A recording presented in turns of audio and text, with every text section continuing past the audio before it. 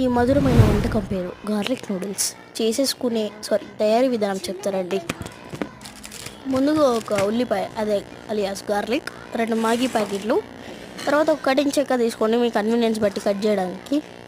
Next వీటిని ఒలుచుకొని చిన్నగా అంటే ఎంత వీలైతే అంత చిన్నగా కట్ చేసేయండి. మరీ అంత పెద్దగా కట్ చేయకండి. ఒక బౌల్ తీసుకొని గార్లిక్ వేసి, కొద్దిగా కారం వేసి, టమాటో సాస్ వేసేసుకోండి. టమాటో సాస్ వేసాక టేస్ట్ మేకర్స్ అయితే వేసుకోండి, అది కూడా వేసేసిరా. తర్వాత ఒక చిన్న చెంచానైనా ఫోర్క్ అన్న పట్టుకొని దీని అయితే చాలా బాగా కలిపిస్తుంది ఉడకబెట్టిన మ్యాగీ. నెక్స్ట్ స్టవ్ అంటు పెట్టి గిన్నె పెట్టి కొద్దిగా నూనె వేసుకోండి.